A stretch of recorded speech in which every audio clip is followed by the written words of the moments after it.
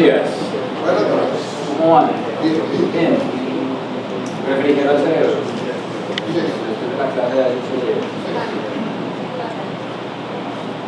Lo que quiero que hagamos hoy es terminar entonces esta introducción a la relatividad especial, en particular mirando un proceso muy importante, que son los procesos energéticos de relatividad especial, que van a ser para nosotros extremadamente importantes. Toda esta parte que hemos visto de contracción temporal, son de longitudes, perdón, dilatación temporal, es muy importante porque son procesos físicos reales. Pero si hay un proceso importante que es justificado a través de la relatividad especial, es el proceso de conversión de energía. Y va a ser muy importante para nosotros cuando hablemos dentro de 2 o 3 semanas acerca de las primeras etapas de vida del universo. Porque vamos a ver que cuando se formó el universo lo que se generó fue un campo de radiación, una cantidad de energía impresionante. Y la pregunta es entonces cómo diablos es que una colada de energía terminó convirtiéndose en una colada de protones, electrones y neutrones. Y eso solamente se puede entender si usted ha visto cómo es que pasa el asunto, cómo es ese juego de palabras, más bien, entre masa y energía en el contexto de la relatividad. En la segunda sesión, entre esta primera sesión quiero que terminemos esta parte entonces de relatividad especial. En la segunda sesión quiero que hagamos una preintroducción a la introducción a la relatividad especial. Quiero que nos adelantemos un poquito, porque está a la relatividad general, perdón, quiero que nos adelantemos un poquito a los resultados, que los miremos primero por encima y luego empecemos a navegar sobre la curvatura del tiempo, por qué las partículas siguen ciertas trayectorias curvas en el espacio-tiempo y cómo eso nos va a llevar más adelante entonces a interpretar, por ejemplo, el movimiento de los cuerpos en un campo gravitacional y en términos generales cómo lo vamos a utilizar luego para explicar el movimiento del universo. Recuerden que lo que estamos tratando de hacer es ponernos o dotarnos de las herramientas que necesitamos para poder escribir las ecuaciones de movimiento del universo, que es lo que queremos hacer.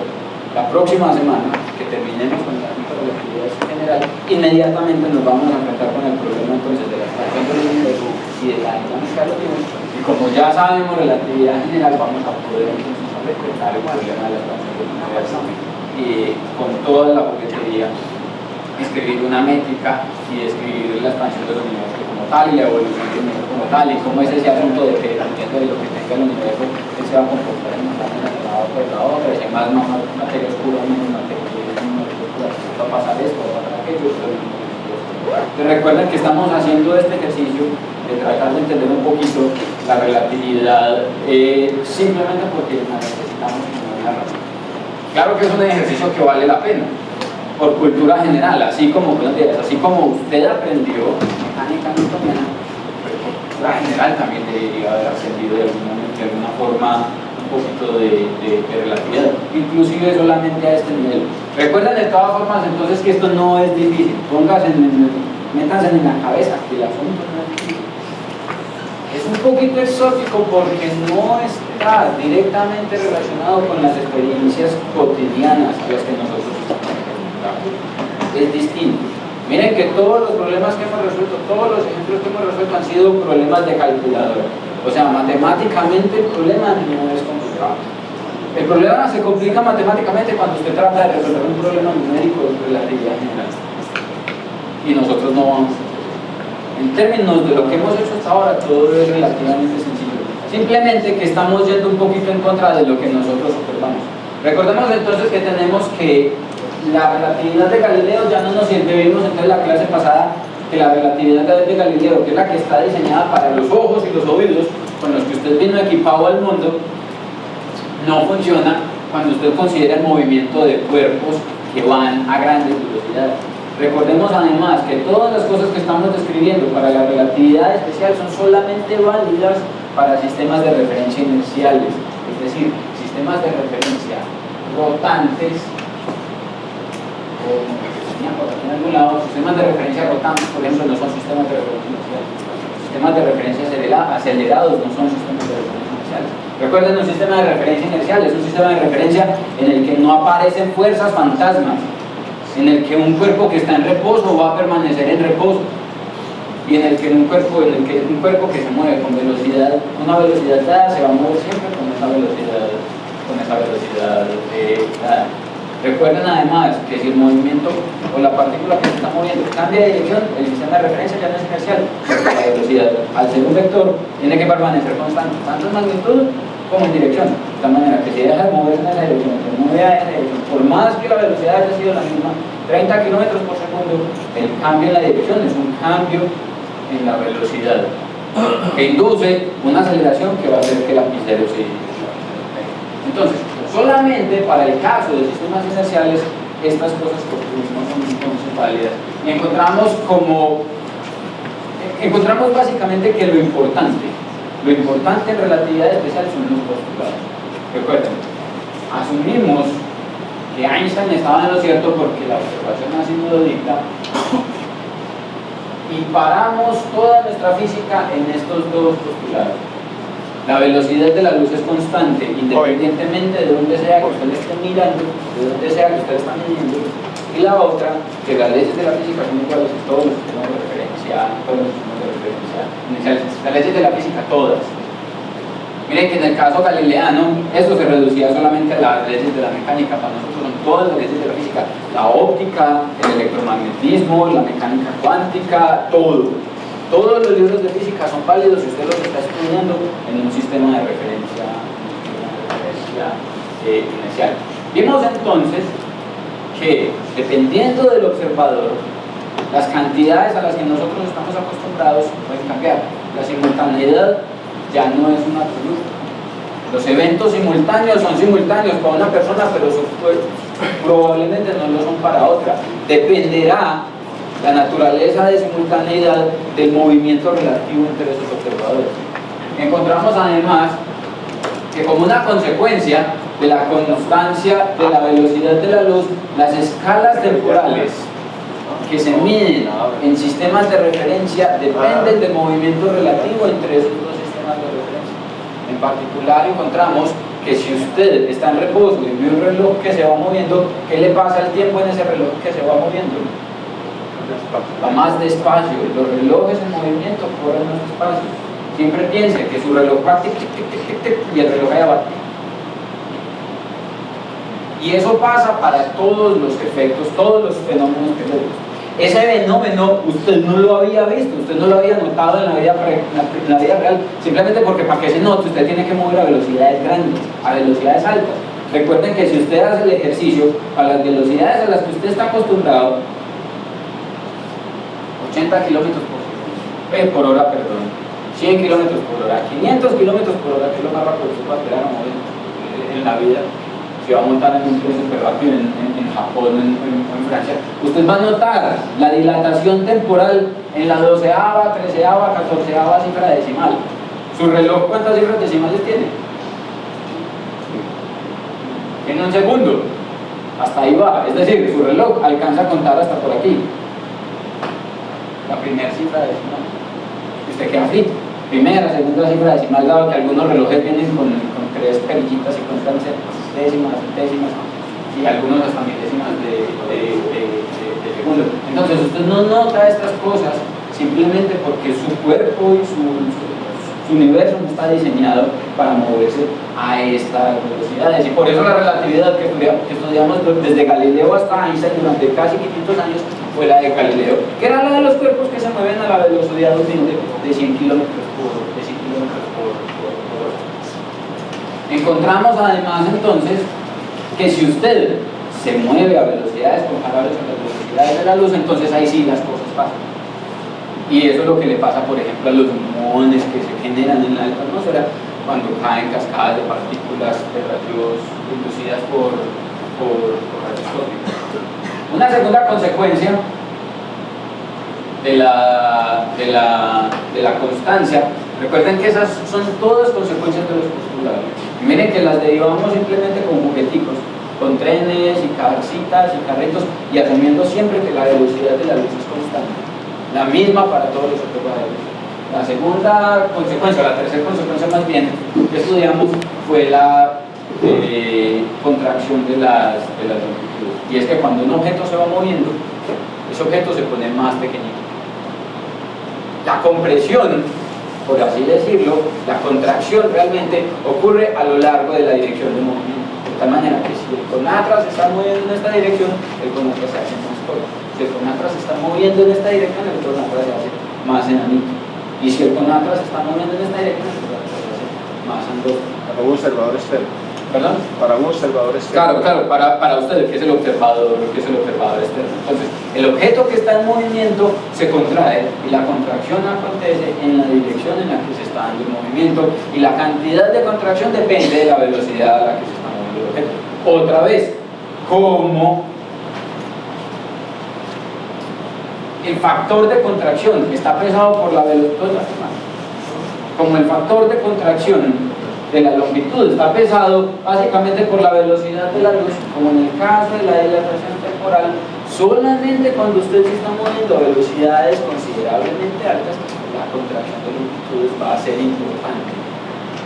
Solamente en esa situación. Vamos a ver más adelante que esta contracción no representa un real achatamiento del bus, no es que realmente el bus esté volviendo más chiquitico. El conductor que está montado en el bus ve que su bus mide lo mismo que medía cuando él salió. La longitud del bus, del tren, del Metroplus no cambia para el conductor. Lo que está pasando es que el espacio-tiempo, lo vamos a ver, se está contrayendo. El movimiento relativo entre los observadores introduce una contracción en el espacio-tiempo y es el espacio-tiempo el que se está encogiendo a lo largo de la dirección de movimiento del objeto que se está moviendo. Entonces no es que cada que el bus se mueve, se contrae, deja de moverse, se estira, se mueve, se contrae, se mueve, se estira, y entonces el bus se comporta como un acordeón. No. Es un efecto asociado al movimiento del objeto en el espacio-tiempo. Todo está causado por la geometría del espacio-tiempo.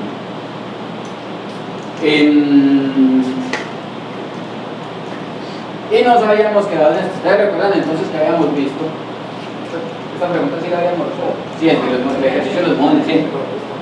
Este sí lo habíamos resuelto. Que es la distancia que ven los mojones que recorren, o la longitud de la montaña, la altura de la montaña. Y miren entonces que el asunto es recíproco. La contracción de longitudes es recíproca con la dilatación temporal, que es lo que le pasa al mojón en el caso del movimiento mientras que va cayendo desde la atmósfera hasta la superficie de la Tierra. ¿Ustedes recuerdan esta pregunta? Les había salido en el taller preparatorio para el examen. Aquí la tengo entonces. Pongámonos en contexto cuál era lo que estábamos tratando de ver. Si midiéramos la longitud de un bus, entonces, si midiéramos la longitud de un bus en movimiento, esta sería menor que la que tiene cuando este está en reposo. ¿Sí o no? Eso es cierto. Sería menor que la que él tiene cuando está en reposo si está siendo medida por un observador externo que ve que el bus se mueve con velocidad constante. Ahora, eso pasa porque lo prohíben los principios básicos de la relatividad. Los principios básicos de la relatividad solamente dicen dos cosas. Uno, que la velocidad de la luz es constante, y dos, que las leyes de la física son mínimas en todas partes. En ningún momento los postulados de la relatividad dicen que los tamaños de los objetos son constantes y son invariantes. Nada, eso es falso. ¿Será esto cierto? Porque la fuerza para acelerarlo hasta esa velocidad sería infinita. Nosotros no hemos hablado de fuerzas en lo absoluto. Miren que yo no hago la palabra fuerza para nada. Yo no sé de al pancho. De tal manera, pues no es cierto. Sí, porque no podría emitir luz. Un objeto que se esté moviendo no puede emitir luz. Todos lo hemos visto, vean, estoy siempre esto. Y ustedes me están viendo. Yo realmente no estoy emitiendo luz. Al menos no luz visible, yo estoy emitiendo radiación infrarroja, ustedes no pueden ver, porque ustedes ven la luz que está siendo reflejada por mi cuerpecito de las lámparas blancas que sí están emitiendo luz. Pero es igual, un carro tiene lámparas que sí emiten luz y usted ve la luz de esos objetos que está siendo emitida por el carro. La respuesta aquí hubiera sido entonces ninguna de las anteriores. Esta afirmación es completamente cierta, pero la explicación es ninguna de las anteriores. La explicación es simplemente que es un resultado, una consecuencia de la constancia de la velocidad de la luz. Y resulta entonces como un hecho observacional, uno lo puede evidenciar experimentalmente con el caso de los muones, por ejemplo, que cuando un objeto se está moviendo, entonces las longitudes asociadas a ese objeto se vuelven más pequeñitas a lo largo de la dirección del movimiento. Vamos a hablar entonces acerca de momento y energía relativista, otra vez porque lo necesitamos. Básicamente estamos hablando de relatividad porque necesitamos llegar a esto, porque hay un par de procesos importantes en el universo para los cuales nosotros necesitamos que esto sea claro para nosotros. Definamos entonces el momento. ¿Qué es el momento? El momento no es un instante, no. Cuando hablamos en física de un momento, no hablamos de un ratico, sino que hablamos de una cantidad mecánica física. En física, el problema en física básicamente consiste, todos los problemas en física se pueden reducir a lo siguiente. Un sistema, si usted, qué sé yo, si usted asume que su sistema es una partícula, el problema de la física consiste en poder conocer la evolución de ese sistema en cualquier instante del tiempo. Es decir, conocer la posición de esa partícula en cualquier instante del tiempo, en el pasado o en el futuro. Si el sistema no es una partícula, sino que es un sistema complejo, lo que quiere la física es conocer cuál es el estado de ese sistema complejo como una función del tiempo. Eso es lo que queremos en física, poder predecir, tener el poder y decir, vea, el sistema, la Tierra estaba así hace 3.000 millones de años, está así hoy y va a estar así dentro de 3.000 millones de años. ¿Ya? Todo lo que nosotros queremos es poder predecir el estado del sistema como una función del tiempo. El asunto es que para poder conseguir la respuesta a esa pregunta tenemos que construir un montón de cantidades auxiliares. Básicamente todo en física está descrito en términos de las posiciones y el tiempo de los sistemas, o el estado del sistema y el tiempo en el que está ese sistema, porque recuerden, estas tres más esta cantidad representan lo que nosotros llamamos las coordenadas del evento. ¿Ya? Para nosotros el evento o un evento es entonces el estado del sistema en un instante de tiempo dado en una posición del espacio dada, es decir, en una coordenada de espacio temporal dada. ¿Ya? Y estas dos, o básicamente estas cuatro cantidades, porque ustedes saben que la posición entonces es una posición X, una posición Y, una posición Z, son las cantidades fundamentales. Sin embargo, para poder responder este problema o esta pregunta, nosotros tenemos que construir cantidades auxiliares que nos ayuden o a resolver el problema o a entender el movimiento del sistema en función de esos números. Por ejemplo, la velocidad. Usted no ve la velocidad. La velocidad es una cantidad que se construye, es la rata a la que cambia la posición de una partícula en la medida en la que transcurre el tiempo. Usted ve la posición de una partícula, usted ve el cambio en la posición de una partícula, usted no ve la velocidad. La velocidad es una cantidad derivada. Lo mismo pasa con la aceleración, por ejemplo. La aceleración es la rata de cambio de la velocidad con respecto al tiempo. Usted no ve la aceleración, usted la experimenta. Eso sí, usted la experimenta porque las aceleraciones aparecen como respuesta a las fuerzas externas que están actuando sobre un sistema. Si usted está quieto y ninguna fuerza externa actúa sobre usted, usted queda quieto y usted no siente nada. Pero si llega a sufrirme tan y le sacude una patada o le jala el pelo, usted inmediatamente siente que algo le está pasando. Ese algo le está pasando es una fuerza externa que lo está acelerando, la acelera. Pero la aceleración entonces es una cantidad auxiliar. Como la velocidad y la aceleración, aparece la fuerza, aparece el trabajo, aparece la energía y aparece el momento. El momento es otra de esas cantidades auxiliares que nos inventamos en física para tratar de describir el movimiento del sistema. Y es una cantidad bastante importante porque nos lleva a las ecuaciones de movimiento a conocer cuál es el movimiento del sistema y nos lleva a conocer, por ejemplo, cuál es la energía mecánica que tiene el sistema. El momento, en el caso de una partícula, de un cuerpo, el momento que nosotros lo llamamos P es simplemente una cantidad que cuantifica qué tanto movimiento hay almacenado en un sistema. Un cuerpo que tenga cero momento es un cuerpo que tiene cero movimiento. El momento de un cuerpo, además, que cuantifica la cantidad de movimiento de un cuerpo y está directamente relacionado con la inercia de un sistema. ¿Qué es la inercia? Pues sin pastelear. ¿Qué es la inercia? Sin pastelear en lo que es la diapositiva, hasta lo que se acuerdan ustedes que es la inercia. La tendencia del cuerpo a quedarse quieto. Como a seguir en movimiento. Exactamente, la inercia de un cuerpo es la tendencia que tiene un cuerpo a permanecer en el estado de movimiento que tiene. Todos los cuerpos tienden a quedarse en la situación en la que están, a conservar el status quo. Si un cuerpo está en movimiento, él va a hacer todo lo que pueda por permanecer en movimiento, y si un cuerpo está en reposo, va a hacer todo lo que pueda por permanecer en reposo, y a eso se le llama inercia. Unos cuerpos tienen más inercia que otros, de tal manera que para unos cuerpos va a ser más difícil o más fácil cambiar su estado de movimiento. Y el momento de un sistema o el momento de un cuerpo es directamente proporcional o está directamente relacionado con la inercia de un cuerpo. Miremos este ejemplo. Aquí tengo un famoso escarabajo, un Renault 4, esos que ya no se ven, y un tren. ¿Cuál de los dos cuerpos es más fácil de empujar? ¿Quién de ustedes se ha visto empujando un tren? Un tren de verdad. Va a tratar de empujar un tren. No puede. Pero yo estoy seguro que al menos 5 personas en este auditorio han empujado un Renault 4. Al menos 5 personas, y yo me cuento. Y todos hemos visto entonces que es muchísimo más fácil empujar esto que empujar esto. Y todos nos prestaríamos con toda la tranquilidad del mundo a empujar un Renault 4, pero nosotros nos encargamos de empujar el metro. Claro que porque es que uno sabe que es mucho más difícil hacer mover esto que hacer mover esto.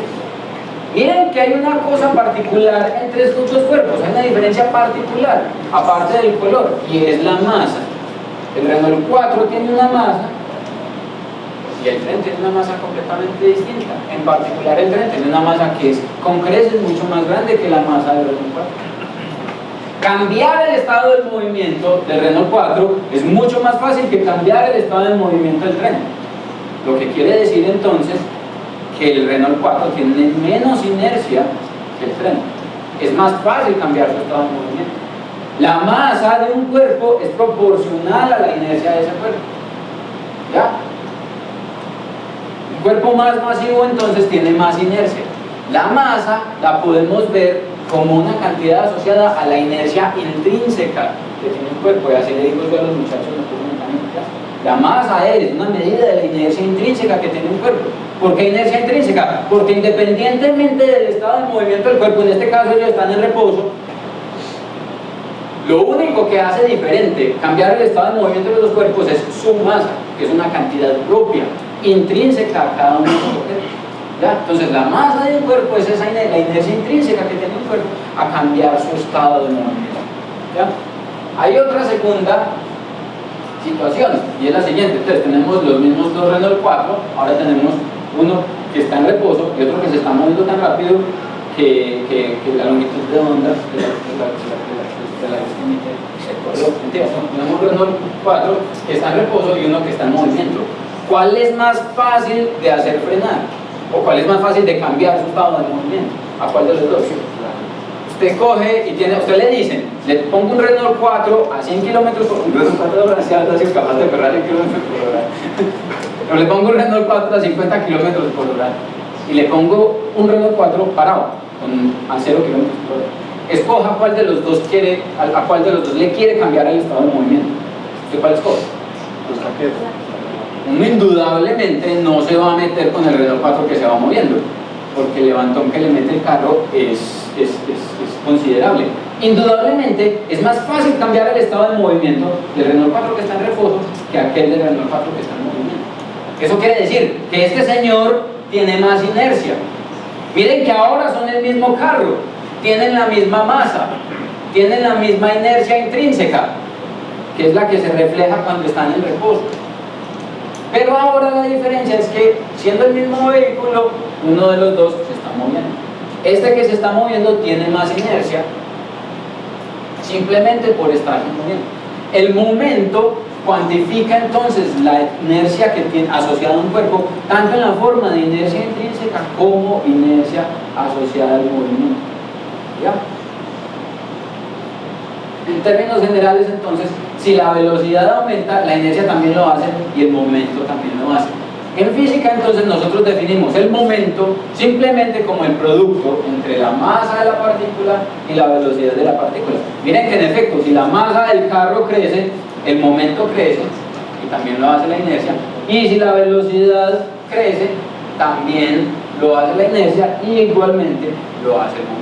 Y la cantidad de movimiento asociada con ese objeto. Eso es el momento. Y es una cantidad importante porque, por ejemplo, en la mecánica newtoniana, el cambio en el momento está directamente relacionado con la fuerza del sistema. Una partícula va a cambiar su momento en un instante de tiempo si hay una fuerza que está actuando sobre ese sistema.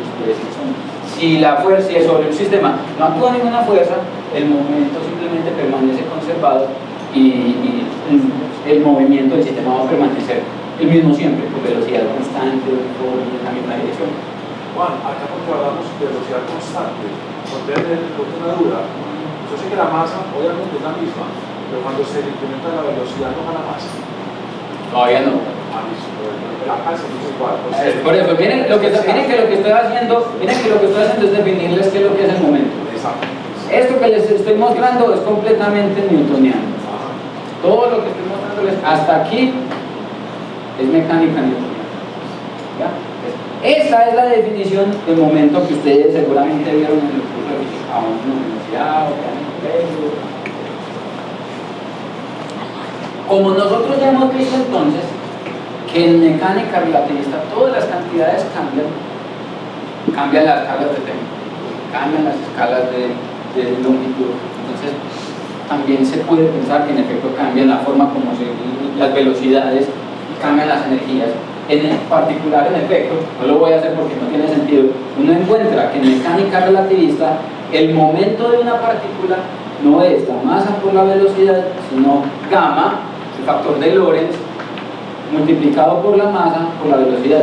Miren que es básicamente el mismo, simplemente modulado por el factor de Lorentz. Recuerden que gamma, ese factor de Lorentz, lo habíamos definido la semana pasada, es 1 sobre la raíz cuadrada de 1 menos el 3 cuadrado sobre 3 cuadrado. ¿Ya?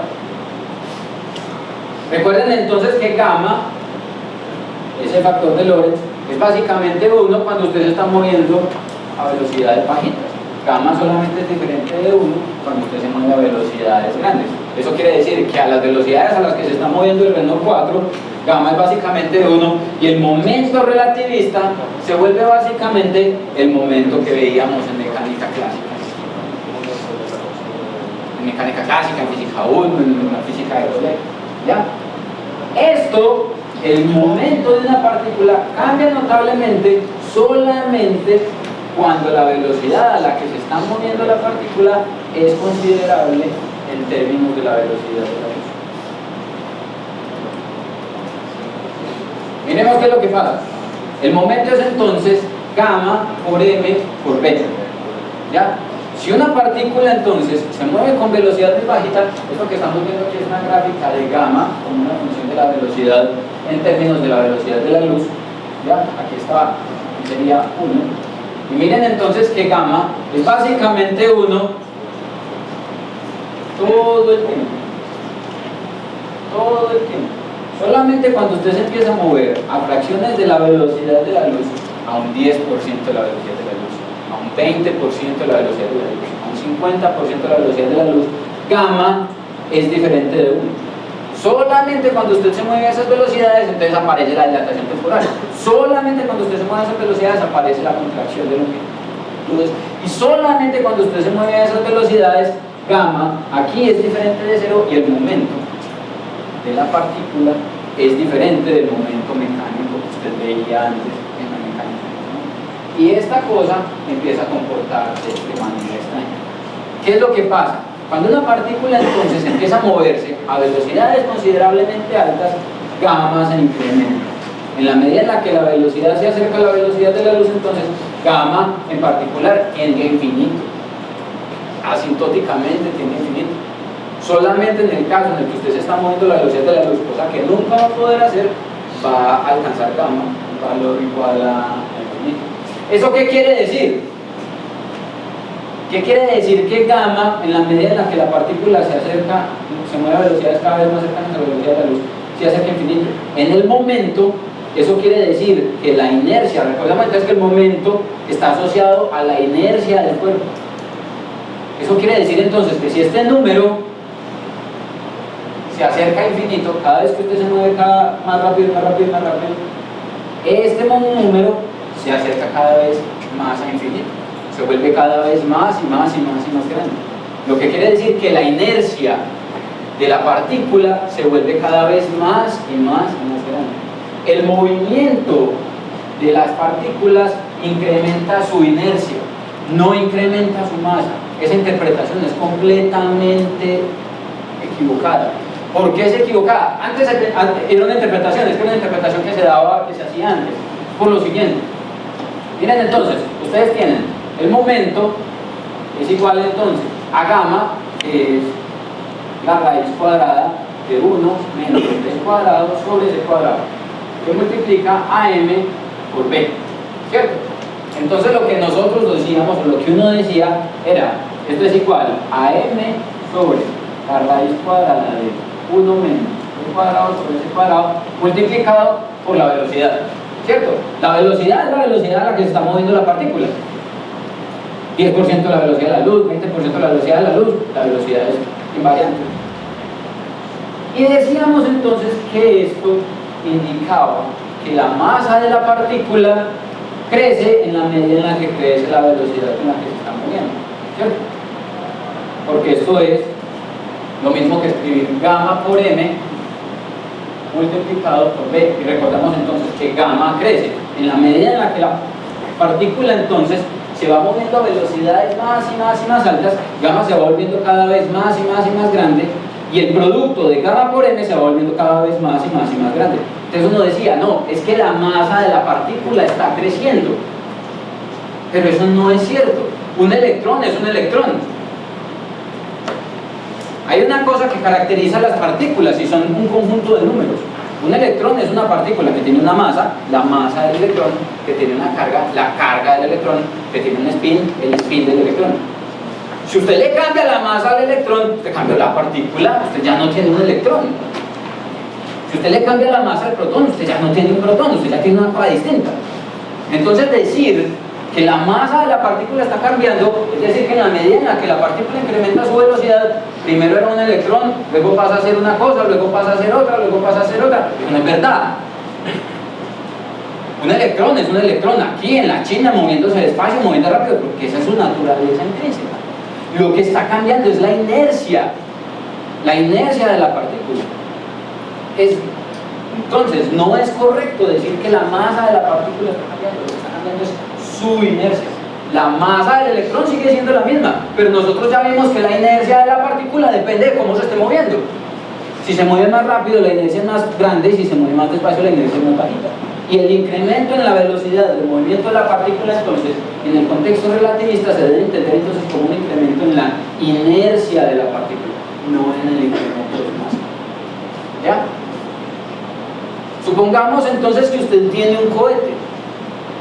Usted coge un cohete y le pone el motor y acelera el cohete con una aceleración suavecita, pero constante a lo largo del tiempo. La velocidad de ese cohete entonces se va a incrementar, se va a incrementar, se va a incrementar, se va a incrementar, se va a incrementar. La pregunta es, el cohete arrancó con velocidad 0. Finalmente, ¿con qué velocidad se va a alcanzar a mover? ¿Me entienden la situación? Yo lanzo un cohete, supongamos que estamos en la mitad de la nada, en la mitad del espacio. Primero que todo, estamos claros. Es claro lo que le pasa a la inercia de las partículas en el contexto relativista. No es que la masa de las partículas cambie, lo que cambia es su inercia. Bueno, la inercia referente a la gravedad. ¿No podría decir que es afectado por no, la inercia. Pero es que la inercia es el cambio de posición. No, la inercia es la tendencia que tiene el cuerpo a cambiar su estado de movimiento. Exacto. Si no hay gravedad, supongamos que usted va a la mitad de la nada en el espacio entre el Sol y la Tierra, donde básicamente no hay campo gravitacional. Vos tenés que ejercer una fuerza para cambiar el estado de movimiento de una partícula en la mitad de la nada. Y eso quiere decir que aún ahí en la mitad de la nada, donde no hay campo gravitacional efectivo, el cuerpo tiene una inercia. ¿Ya? La inercia, otra vez, es una característica en principio inherente al movimiento del cuerpo.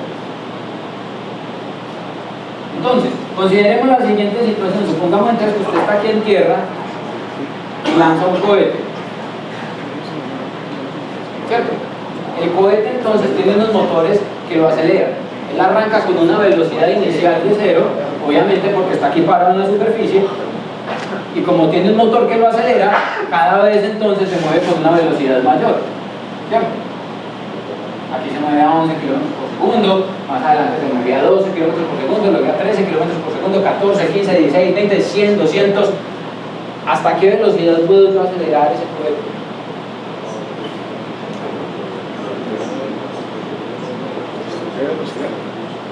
Cualquiera.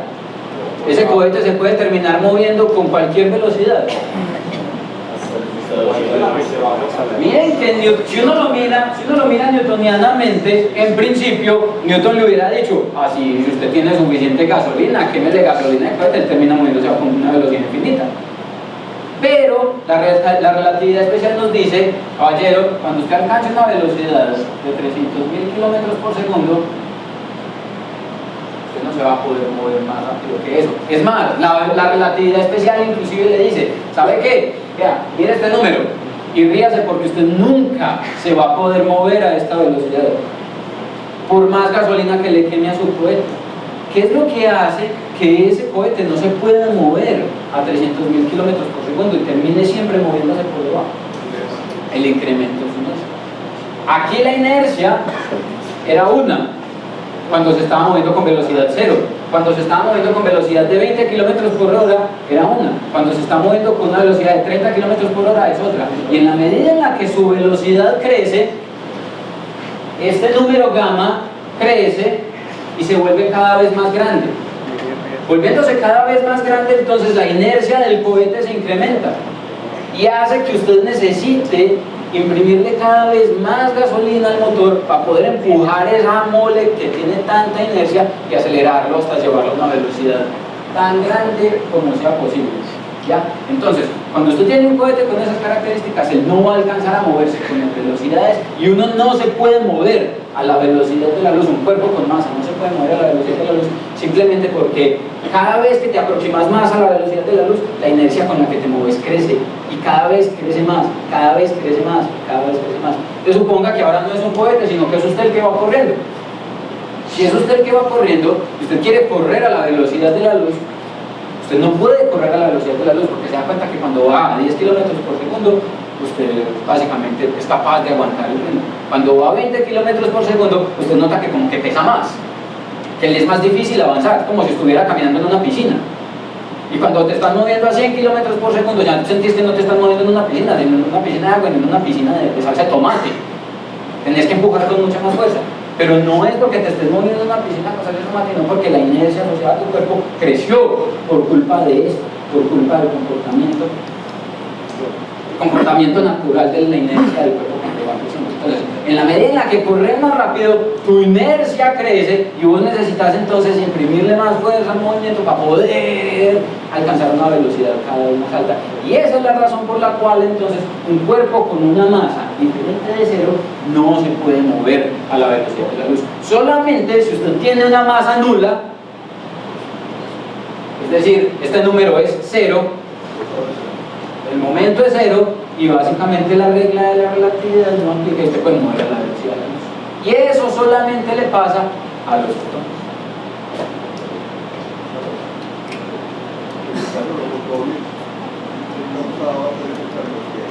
Ya, claro, como ellos no tienen masa, la inercia del fotón simplemente no existe, ellos van siempre con el mismo momento y eso quiere decir entonces que no tienen ninguna limitación impuesta por el espacio-tiempo para moverse libremente a la velocidad de la luz. Cualquier otra partícula que tenga masa siempre va a tener esa limitación. No porque su masa crezca cuando ella se va moviendo, porque la inercia asociada a esa partícula crece cuando ella se va moviendo. Entonces hagan esa idea, y eso aparece mucho en la lectura, seguramente en internet han encontrado que la masa de la partícula crece, que la masa de la partícula no crece. Supongamos una situación, es que la situación es completamente esa. Suponga que usted tiene Suponga que usted tiene un electrón. Por masa cero. Un electrón con masa cero no existe. Un electrón es otra vez. Un electrón es una partícula que se llama electrón porque tiene una masa de 1.6 por 10 a la 27 kilogramos, porque tiene una carga de 1.6. Y esa era 27. Por eso no, la situación que quiero pintar es con un electrón. Un electrón es una partícula que tiene una masa dada, ¿cierto? Pero si fuera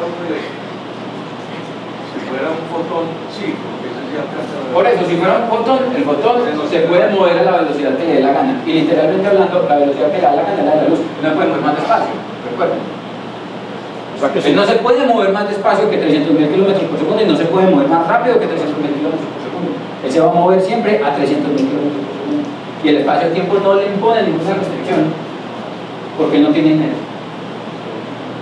Al menos no inercia concebida de vista. Profesor, ¿los neutrinos tienen o no tienen masa? No sabemos. Hay gente, los neutrinos, no sabemos. Hay gente que dice que en efecto sí tienen masa, que es muy pequeñita. Si la masa de la partícula es muy pequeñita, entonces la inercia intrínseca es muy pequeñita y es muy fácil hacerlos moverse a velocidades extremadamente altas. Por eso no tienen muones que se pueden mover al 99% de la velocidad de la luz, porque la masa de un muón es una cojonísima de nada. Por eso los electrones se pueden mover tan rápido como lo pueden hacer. O los protones inclusive, siendo los protones tan gordos y tan pesados. Y es porque si la masa del objeto es muy pequeñita, entonces usted tiene en principio energía suficiente para proveer esa partícula para que se mueva con una velocidad extremadamente alta. Entonces la discusión es, ¿los neutrinos tienen o no tienen masa? Los neutrinos son una partícula elemental, como los electrones, como los protones, como los neutrones, que de la que vamos a hablar más tarde, que no tiene carga eléctrica, no interactúa eléctricamente, interactúa con las fuerzas de calor, con las fuerzas electrodébiles, pero no se sabe realmente si tienen masa o no tienen masa. Algunos modelos plantean que es una partícula sin masa. Otros modelos plantean que es una partícula con masa, pero masa muy pequeñita, pero no se ha podido determinar con precisión. Pero muy pequeñita, es inferior a 10 electronvoltios. Ahorita vamos a ver qué es eso de una masa de 10 electronvoltios. Como es una masa de 10 electronvoltios, muy pequeñita, tiene una inercia intrínseca muy pequeñita, y en principio usted ya está ahí, y el neutrino puede salir volando a la velocidad, y se mueven casi a la velocidad de la luz. Pero yo soy de los que dice que los neutrinos tienen masa. Yo le digo que los neutrinos tienen masa porque a mí me conviene para el lado.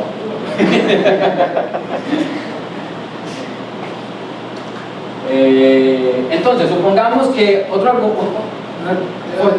fortaleciendo entonces el argumento de por qué decimos que lo que cambia no es la masa sino la inercia.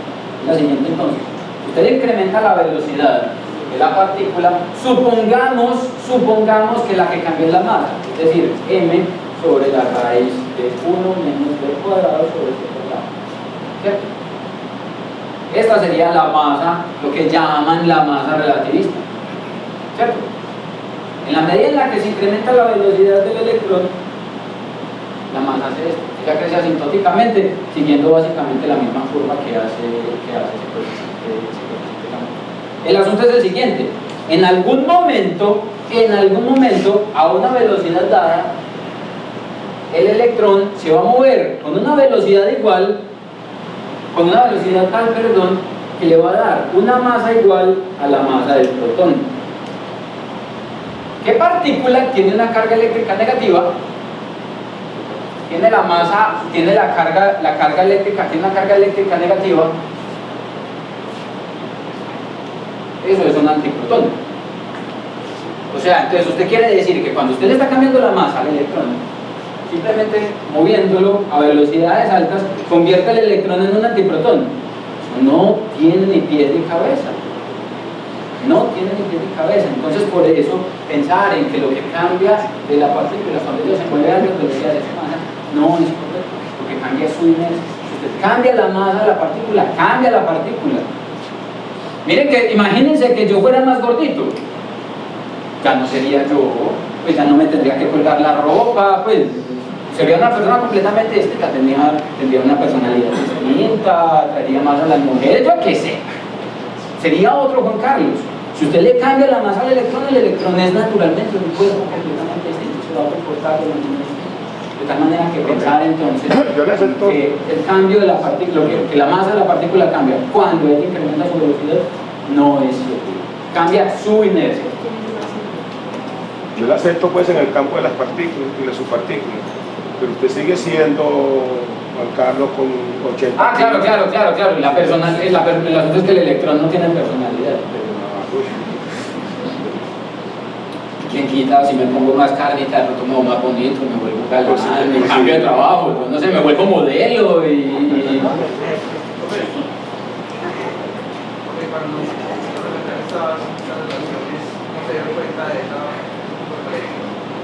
Eso no es una falencia, es un asunto de interpretación. Yo no diría que es una falencia. Yo no sé si se habrán dado cuenta o no, yo estoy seguro de que quien lo haya hecho, de las personas que lo hayan hecho, en efecto, interpretaron el cambio, el incremento en el momento como un incremento en la inercia. El asunto es que yo no sé si históricamente echarle la culpa a la interpretación del proceso físico o a la interpretación del proceso físico para divulgarlo. Es que no es lo mismo entenderlo en las ecuaciones, que de hecho cuando uno escribe estas cosas en relatividad no lo escribe de esta forma, sino que utilizan las formas que son vectores un poquito más complicados, con tensores, y tratar de entender esos tensores y ponerlos al cristiano. A veces uno comete errores, como por ejemplo pensar entonces o tratar de interpretar esto como un caminante más, buenos días, como un caminante más. Entonces realmente no conozco el contexto histórico. De lo que sí estoy seguro por todos estos argumentos es que ahora la interpretación que se trata de dar es más un cambio en la inercia de la partícula que un cambio en su masa.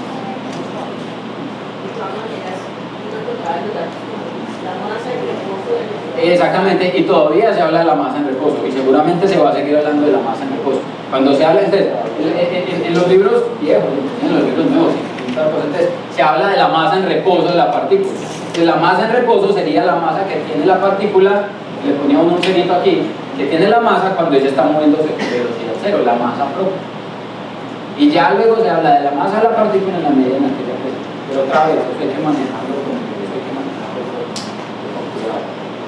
Yo lo que pienso es que cuando uno, digamos, tiene el tiempo multiplicado por gamma, ¿cierto? Que usted dice, el tiempo se acorta, ¿cierto? O tiene la longitud dividida por gamma, entonces usted dice la longitud, ¿cierto? Entonces usted relaciona las dos medidas porque están relacionadas con gamma. Entonces, claro, cuando usted oye que m se le vuelve m gamma, entonces usted dice, ah, claro, entonces que se acorta. Es que la masa cambia. ¿Cierto? Entonces, pues, es una interpretación a nivel de fondo, ¿cierto? Pero es una interpretación física que exactamente.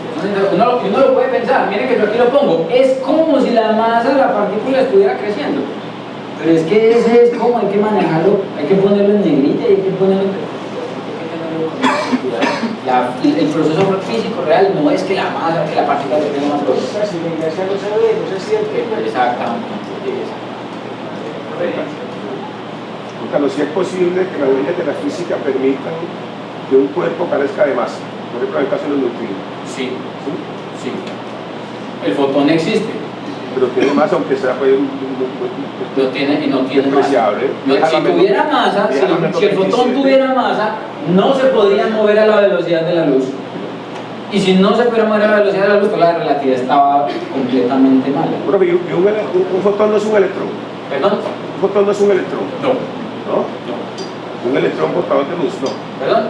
Un electrón portador de luz, no. Guarda esa pregunta, anótala en una partecita de la página porque de fotones y electrones vamos a hablar después. Que vamos a ver cuál es la diferencia entre un fotón, un electrón, y son cosas completamente diferentes. Un banano es un banano, una papa es una papa, una pera es una pera. Y un fotón es un fotón, un electrón es un electrón y un protón son partículas completamente distintas, completamente diferentes, que están relacionadas o se pueden relacionar a través de la forma como interactúan, así como la banana, la papaya y el banano se revuelven en un salpicón. Son cosas distintas que pueden juntar para armar cosas más complejas. Lo mismo pasa con los protones, los electrones y los fotones, pero son entes completamente distintos, con características físicas completamente distintas. Es que el cerebro no admite que haya No es el cerebro, es la experiencia. Es que para nosotros nosotros todo lo que existe para la experiencia está ahí. Se puede tocar, se puede pesar, se puede ver. No físico. De los no físicos, los físicos. Un muón, un neutrino, viajando en cierta velocidad, cero masa. Entonces, un método también extremadamente gigante, solapnando. Por eso son procesos de alta energía. Eso es lo que hacen en los aceleradores, en los aceleradores de partículas. Cogen una partícula en reposo, la ponen a mover, y la aceleran y la dotan de momento hasta que súbitamente pum, la tiran contra una pantalla o contra otro conjunto de partículas hasta que choquen con toda la energía que puedan y producen procesos energéticos de alta energía precisamente asociados a esa gran cantidad de energía que se le dio a la partícula en el acelerador de partículas. ¿Ya? En efecto, cuando un muón choca contra la superficie, las cascadas de partículas le pueden dar otro cáncer. Si usted vive mucho tiempo a 5.000 metros de altura, la densidad de flujo de partículas de alta energía provenientes de los rayos cósmicos es considerablemente alta en comparación con el nivel de la Tierra. Y esas partículas impactan con mucha energía sobre su piel. El impacto de esas partículas de alta energía sobre su piel libera radicales libres en el tejido cutáneo y en los músculos que se produce cáncer. ¿Ya? Precisamente por la energía asociada al movimiento de esta partícula que produce una interacción poderosísima con las moléculas de su piel. Cuando tiene un muón al 99% de estudiar la luz, lo tiene en momento cero, cuando yo lo voy a pesar, el peso cambia drásticamente. Sí. Entonces la inercia afecta el peso, más no la masa. Por tema de pesar. Ya vamos para el asunto con peso y masa, eso lo más enseguida. Porque es que peso y masa no necesariamente son la misma cosa. No necesariamente. Es un asunto de concepción. Bueno, sigamos adelante entonces. Resulta entonces que el momento, miren qué es lo que estamos hablando, el momento de una partícula y su energía están estrechamente relacionados. Una partícula, entre más momento tenga, más energía va a tener. Piensen otra vez en el Renault 4. El Renault 4 que se mueve a 10 km por hora impacta a una pared y le hace un daño, pero el Renault 4 que se mueve a 100 km por hora impacta a la misma pared y la vuelve chicuca. ¿Por qué? Porque asociado a una cantidad de momento hay una energía asociada. Cuando usted tiene mayor momento, tiene mayor energía asociada y tiene la oportunidad de hacer mayores estragos, en el caso, por ejemplo, del choque del carro. Clásicamente, el momento y la energía, al menos la energía de la partícula libre, sin ninguna interacción, están relacionadas de la siguiente manera. La energía es directamente proporcional al cuadrado del momento de la partícula. Entre mayor sea el momento de la partícula, con creces mayor va a ser la energía, porque está elevado al cuadrado. ¿Ya? Y esto es lo que uno veía en mecánica clásica, que es la energía cinética. Escribir esto es lo mismo que escribir que la energía cinética es igual a un medio de la masa por la velocidad del cuadrado. Es exactamente la misma cosa. Esto es newtonianamente. En la relatividad especial, la energía también se relaciona con el momento, pero la manera como se relacionan es distinta. Miren que la relación ahora es que la energía de la partícula al cuadrado es igual al cuadrado del momento multiplicado por la velocidad de la luz más este término que aparece aquí, que es el cuadrado de la masa por la velocidad de la luz. Y ahí es donde aparece un cuarto, quinto, sexto o décimo resultado importante de la relatividad especial. Y es que miren que aquí, cuando una partícula, newtonianamente, cuando una partícula tiene momento cero, tiene entonces energía cero, ¿cierto? Si el momento de la partícula es cero, entonces la energía de la partícula es cero.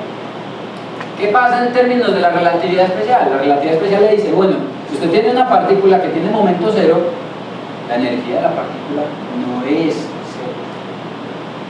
Miren entonces que si usted tiene que la energía de la partícula dada por la relatividad especial E al cuadrado igual a P por C al cuadrado más M por C cuadrado al cuadrado. Si el momento de la partícula es cero, es decir, si la partícula está en reposo, partícula es cero, entonces miren que la energía es igual a m por c cuadrado. Y una partícula que no se esté moviendo tiene energía, que es lo que no pasa en el caso newtoniano. Miren que en el caso newtoniano, como usted tiene que es igual a p cuadrado sobre 2m, si p es 0, entonces e es igual a 0. Usted decía, esa botella de agua no tiene energía, porque está en reposo, porque tiene 0 momento. En términos relativistas, ese no es el caso, y una partícula puede tener energía inclusive si está en reposo. El muón puede tener mucha energía cuando se está moviendo, pero inclusive cuando está quieto en reposo en las manos del físico experimental en el laboratorio, tiene energía, y un montón de energía. A esto que nosotros tenemos aquí lo llamamos la energía de reposo de la partícula.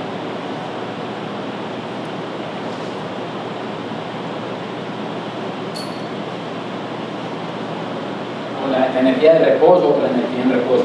Un cuerpo en reposo entonces tiene una energía que no es cero, y esa energía es directamente proporcional a la masa que tiene. Miren que como la velocidad de la luz es constante, la energía de un cuerpo va a crecer en proporción directa a su masa.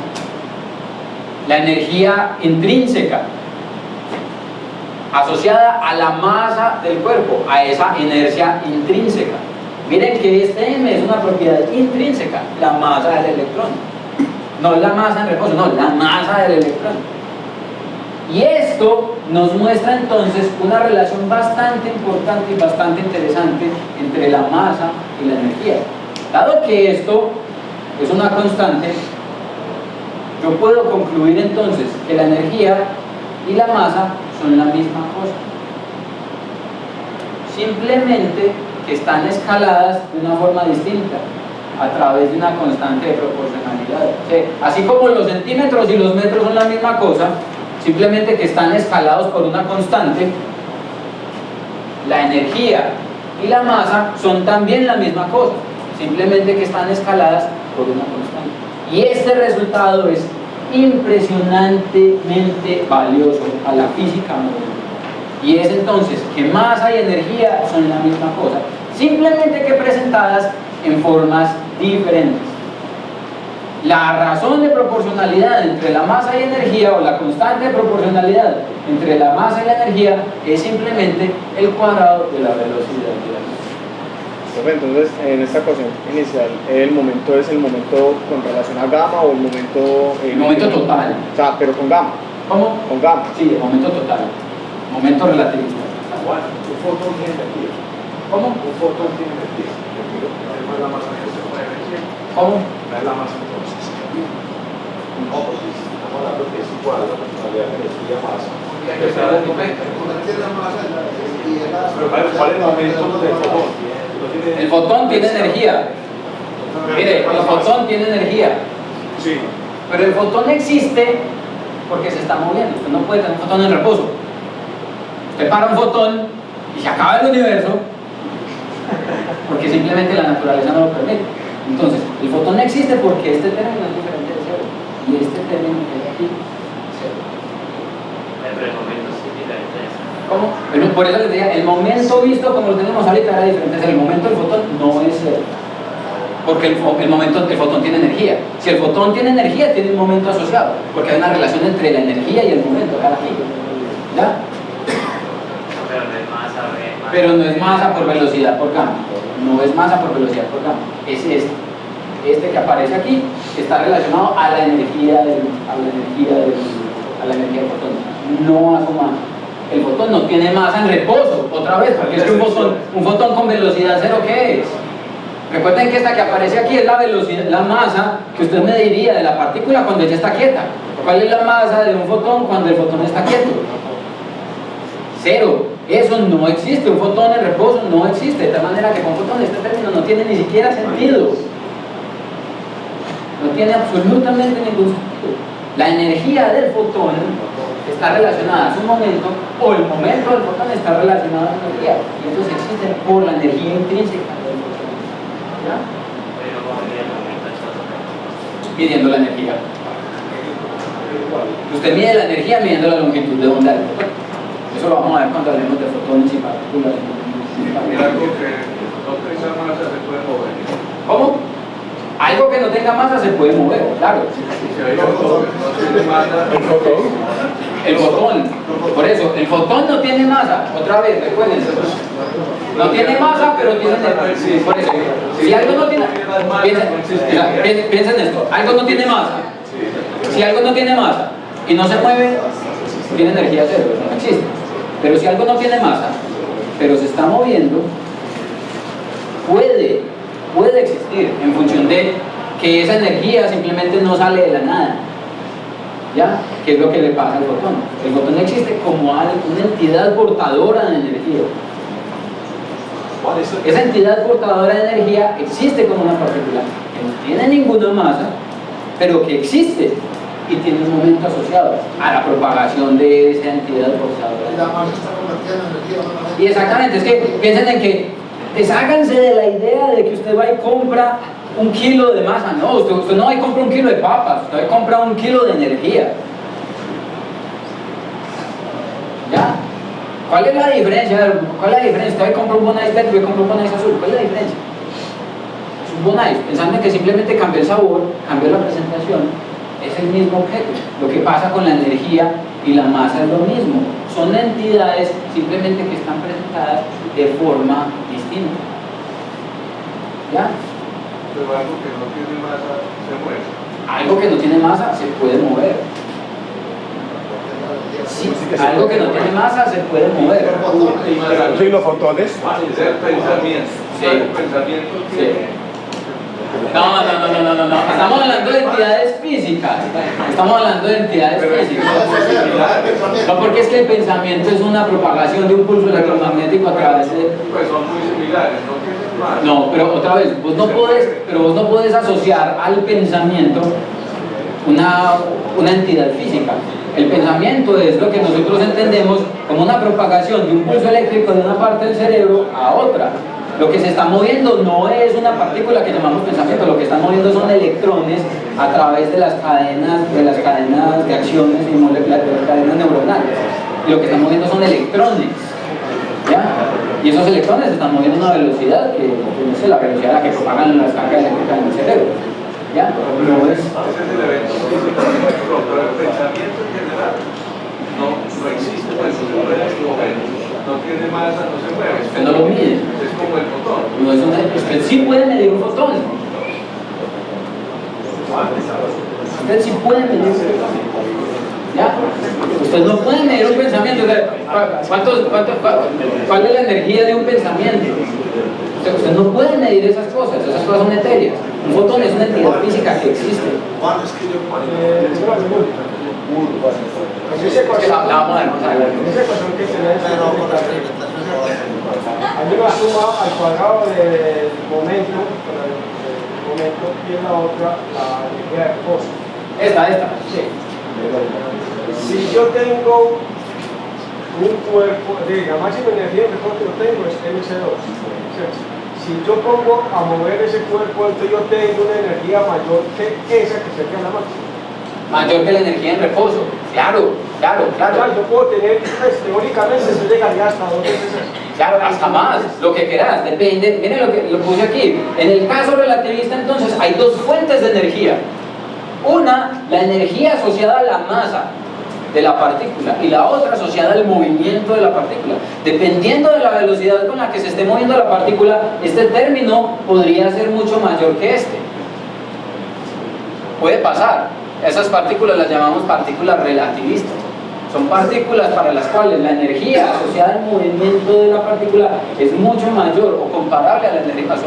La energía que yo logro, digamos, en un acelerador, cuando yo colisiono, no es MC2, es mucho más. Es mayor a esa, es 2-3 veces la energía en reposo de la partícula. Entonces, como hay 2 fuentes de energía, la que está asociada a la masa de la partícula y a su movimiento, puede darse que esta contribución sea con creces mucho mayor que lo que pasa en el universo primitivo, y es lo que pasa en los colisionadores de partículas.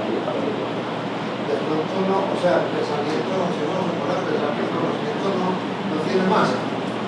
Por ejemplo, dos CDs o dos disquetes o dos USB, una no va a pegar más que la otra, esté más llena de cosas, pero no ni. O sea que los conocimientos ni pesan ni tienen masa, y existe una manera de entender eso.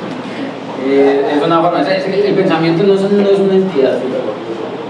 La filosofía del amor, ahorita para cuando estamos tomando tiempo. La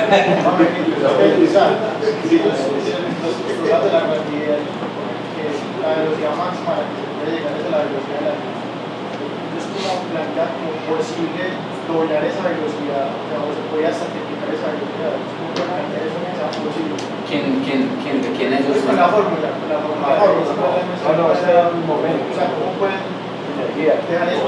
No, es la energía. Ojo, una cosa es hablar de la energía de la partícula y otra cosa es hablar de la velocidad a la que se está moviendo. Pero para que sea igual la energía de la masa, tendría que tener el doble de la velocidad de la luz. Eso es lo que plantea la fórmula. ¿Cuál? ¿Dónde? Aquí en esta. No, pues la primera, entonces sea el cuadrado de la constante. Con la constante, o sea, para que la energía sea igual a la masa, tendría que existir el cuadrado de la velocidad de la luz. La persona no puede posible. Porque así es la naturaleza. Todavía no entiendo tu pregunta. No entiende por qué, o sea, cómo hay una partícula o un fotón para que la energía sea igual a la masa, viaje a donde es la velocidad. No, porque es que esto no quiere decir, ojo, que esto no quiere decir que la partícula se esté moviendo al cuadrado de la velocidad de la luz. La masa que hay aquí es la masa de este objeto. La velocidad a la que se está moviendo es 0. Y la energía que hay almacenada en ese objeto es los 10 gramos que pesa esa cosa multiplicado por la velocidad de la luz al cuadrado. No quiere decir que ese objeto se está moviendo al cuadrado de la velocidad de la luz. ¿Ya? Esto es simplemente una regla de transformación. ¿Usted cómo pasa de centímetros a metros? ¿Cómo pasa de centímetros a metros? Multiplicando por 100, ¿sí o qué? ¿Usted cómo dividiendo por 100, perdón? ¿Usted cómo pasa de kilos a julios? Multiplicando por c cuadrado. Es una física regla de transformación. Esta relación lo que nos dice es: masa y energía son las entidades físicas iguales, simplemente que transforman de esta manera. Así como usted pasa de kilómetros a metros, de kilómetros a centímetros, con una constante, un factor de conversión.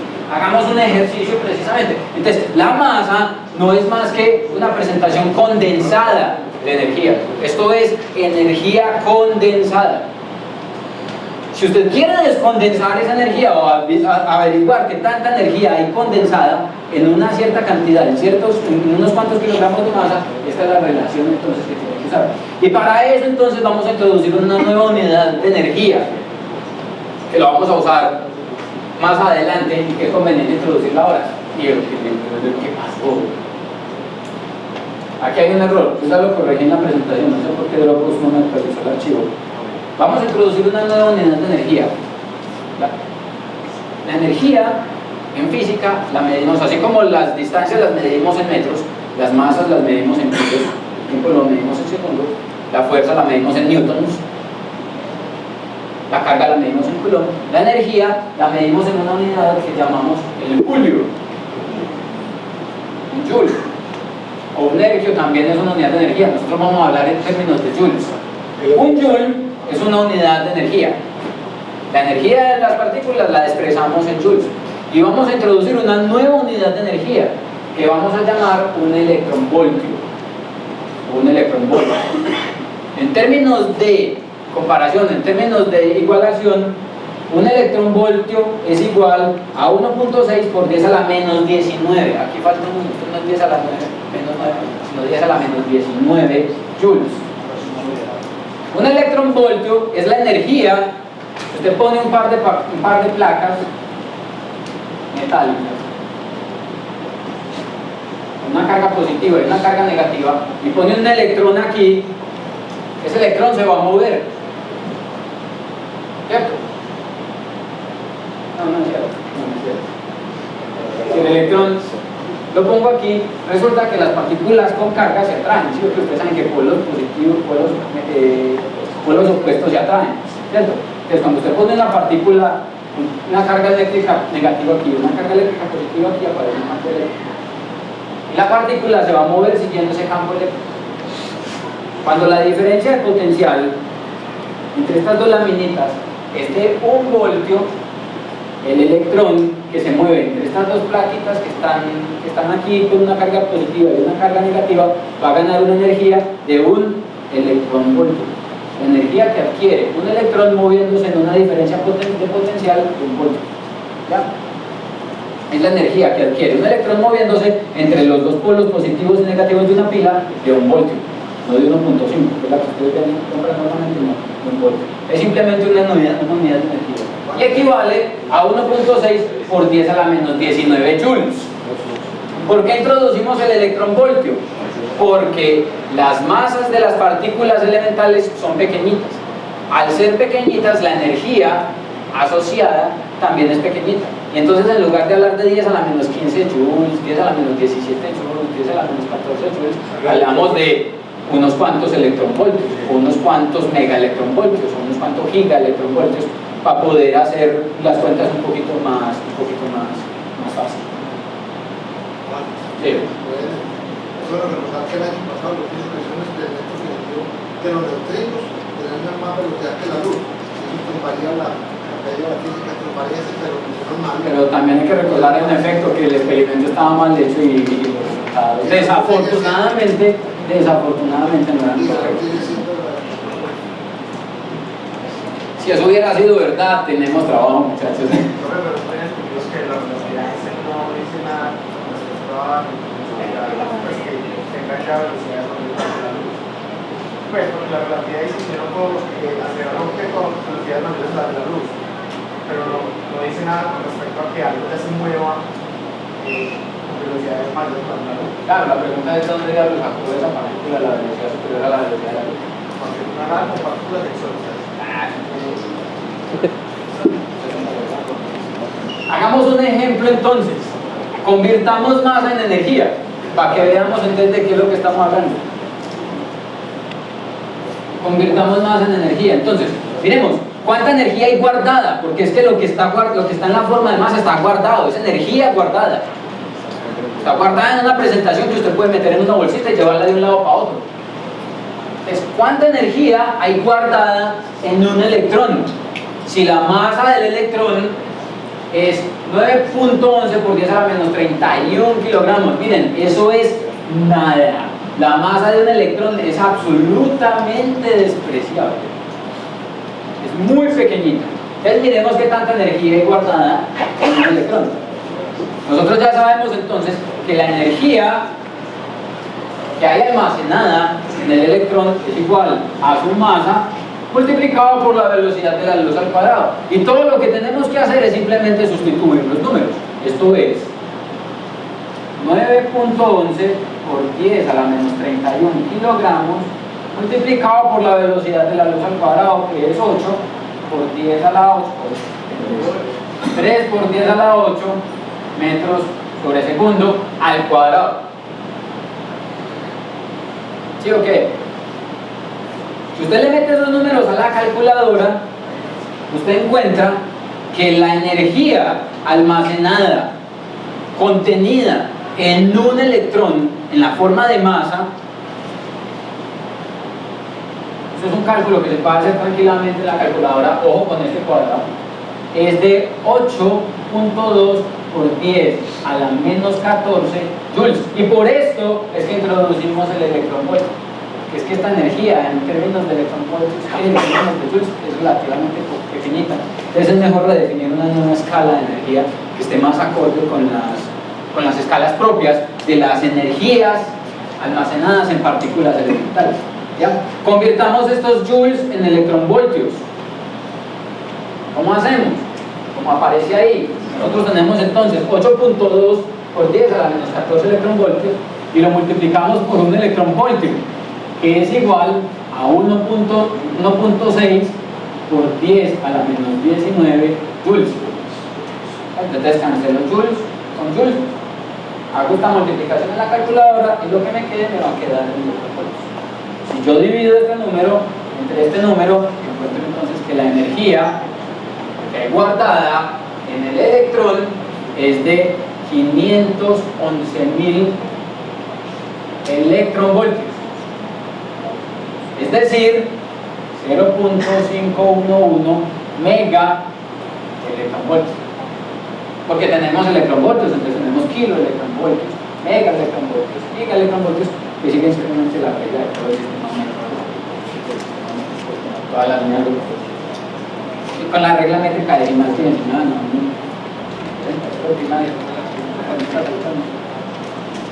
La energía que hay guardada en un electrón es de 500.000 de electronvoltios.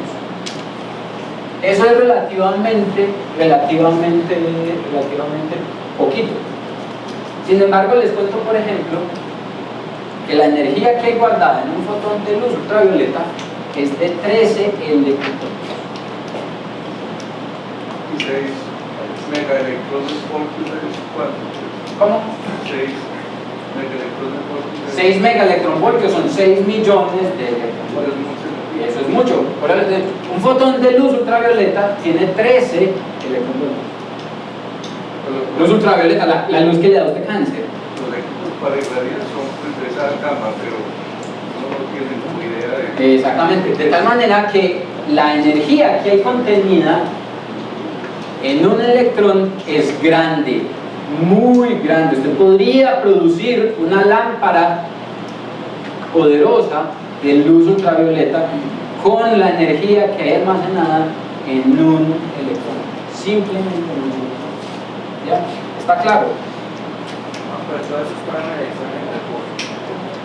Claro, porque es que el electrón es el electrón en reposo o el electrón en movimiento. Recuerden que el movimiento no cambia la masa, lo que cambia es la inercia. ¿Ya?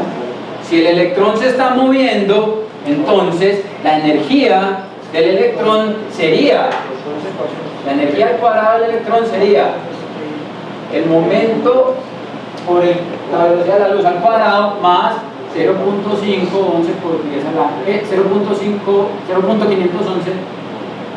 mega electronvoltios. ¿Ya? Entonces dependerá de con qué velocidad se esté moviendo la energía cinética, esto al cuadrado, la energía cinética con la que él se esté moviendo. ¿Ya? Puede ser entonces que el electrón en efecto se esté moviendo con una velocidad tan grande que este término sea más grande que este, y entonces el electrón lo llamamos un electrón relativista, un electrón que se está moviendo con una energía cinética que es con creces mayor que su energía propia cuando él está en reposo. Háblame más durito que No. Ahí, recuerden que por eso les mencionaba ahorita, eso solamente es válido con una partícula libre. Si la partícula tiene un potencial asociado, aquí la energía total, aquí hay que sumarle la energía potencial, y lo único que va a pasar es que la energía va a ser mayor porque obviamente cualquier interacción siempre lo que hace es dotar a una partícula que no hace.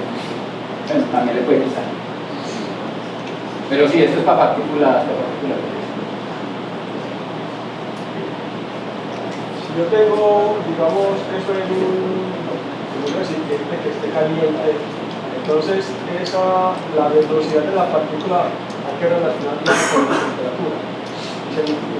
Se daría un nuevo momento. Sí. Cuando estamos hablando de la partícula que se está moviendo, sí. Se puede. Entonces ya hay que hacer mecánica estadística relativista y eso ya pues es una cosa a la que pero sí, se puede. De hecho, cuando uno hace mecánica estadística tiene que considerar los efectos relativistas de las partículas para ciertos efectos. Creo que pasa por ejemplo con los condensados de Bose de Einstein y esas cosas. Entonces, cuando la energía de las partículas es alta, uno tiene que considerar los efectos relativistas. Porque eso es lo que pasa al principio pues, en la explosión del espacio. Nosotros, de hecho, lo vamos a tener que hacer cuando hablemos de la mecánica estadística de los electrones en el universo primitivo, porque tenemos una colección gigantesca de partículas moviéndose a velocidades extremadamente altas. La ecuación de estado de las partículas relativistas no es la misma que la ecuación de estado del gas ideal que usted ha aprendido a estudiar. Es distinta, y es distinta porque la mecánica es distinta, y eso lo vamos a mirar cuando estamos hablando de cómo se genera la radiación térmica. Según esa ecuación, todo lo que tenga masa tiene una energía potencial increíble. ¿Qué es lo que nos Exactamente. permite utilizar esa energía para producir movimiento? Sí. ¿Qué es lo que no nos permite? ¿Qué es lo que no nos permite? Que somos muy brutos, muy brutos en la forma de ver cómo utilizarlo. Por ejemplo, Así, ¿por qué quemamos tanta gasolina? porque primero porque eso es un negocio, olvidándonos de los asuntos financieros, Es más fácil. olvidándonos de los asuntos financieros, el asunto es cómo utilizar esa energía de manera apropiada. ¿Qué es lo que pasa? ¿Cuál es el mecanismo que conocemos los hombres para generar energía? Movimiento. Nosotros no conocemos una forma diferente a la del movimiento para generar energía. Miren que nosotros cogemos agua, la ponemos a caer, hacemos mover algo y la convertimos en energía eléctrica. Cogemos agua, la calentamos quemando carbón, calentándola, hacemos mover una cosa y generamos energía eléctrica. Cogemos un reactor nuclear, de un reactor nuclear, vamos a hacer el cálculo enseguida, cogemos los fotones que se liberan del proceso de decaimiento nuclear y en lugar de coger los fotones y convertirlos en corriente eléctrica, cogemos los fotones, calentamos el agua, ponemos a mover la pelota y generamos energía eléctrica, y eso es un desperdicio impresionante. Lo mismo pasa con la energía de fusión. Con la energía de fusión, lo que se hace es fusionar, liberar fotones. Los fotones se deberían capturar para calentar otra vez un fluido y hacer que el fluido mueva una cosa. Entonces, el problema está en que no sabemos generar más energía en forma útil que no sea moviendo una pinche rueda Pelton para transmitir energía de un lugar a otro.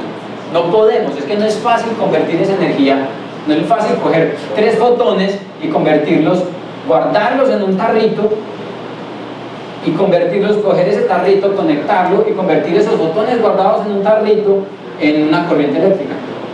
No es fácil. ¿Ya?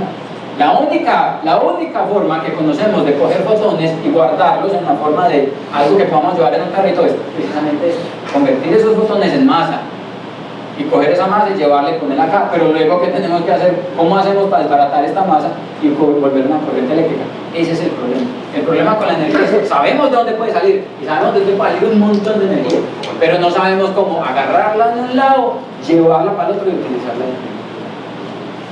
Yo considero que no es cuestión de brutalidad propia, sino que a veces los procesos son muy complejos o muy costosos. Y si son muy complejos, todavía no somos suficientemente Pero no es cuestión de inteligentes. brutalidad, pero falta tecnología para eso. Veámoslo, bueno, no nos insultemos, digamos que nos falta la tecnología para poder, nos faltan las neuronas que necesitamos, el conocimiento para poder utilizar la energía. Si pudiéramos coger esos fotones y guardarlos y moverlos de un lado para el otro, podríamos utilizar la energía de forma mucho más apropiada. Por ejemplo, utilizando una cosa que se conoce como el efecto fotoeléctrico. Eso sería muy conveniente. Pero otra vez, usted genera los fotones aquí, ¿cómo los lleva desde aquí hasta allá? Para que haya una celda fotoeléctrica, los convierta en una corriente eléctrica. Eso es un problema más de naturaleza tecnológica que de naturaleza cognitiva. Hablando de la corriente, van a tener los cables de cobre que le pegan los centavos a uno, la luz, lo que sea. Son megaelectrovoltios, no es materia, son electrones. En el caso del corrientazo sí son electrones. Una corriente eléctrica es más. Cuando usted tiene una corriente eléctrica hay partículas moviéndose a lo largo del cable. Por eso cuando usted toca un cable cargando una corriente eléctrica, el cable está caliente. El cable se calienta porque es como es que se llama ese juego de bolitas. Cuando yo era chiquito, nosotros haríamos un futbolito que era con un montón de clavitos y una bolita. Y uno inclinaba la tablita y que la bolita golpeaba los clavitos. Un electrón moviéndose en un cable de cobre es exactamente lo mismo. Un cable de cobre es un arreglo de una red cristalina de átomos, y cuando usted pone a circular una corriente, lo que está haciendo es que un electrón arranque en este lado del alambre y ¡pam!, se mueva a través de la red cristalina. Pero ese electrón se va a mover como la bolita en esa tablita llena de clavitos. Va a golpear un átomo aquí, luego aquí, luego aquí, luego aquí, luego aquí, luego aquí, luego aquí. Y esas colisiones liberan energía en la forma de calor. Y por eso es que un cable se calienta cuando está transmitiendo energía. Y por eso hay cables que son mejores que otros para transmitir la corriente. En el caso de la plata, por ejemplo, estas colisiones se minimizan, el cable se calienta menos y la eficiencia de transmisión es mucho mayor. Y el asunto es que si se roban los cables de cobre, no me quiero imaginar qué pasará donde el cableado eléctrico FM fuera de plata o de platino, que es inclusive mucho mejor conductor. Pero cuando a uno lo coge la corriente, lo que está pasando es que están pasando electrones y por nada, es más, son partículas. Entonces, vamos a dejar este ejemplo para después del break, para que volvamos entonces a retomar.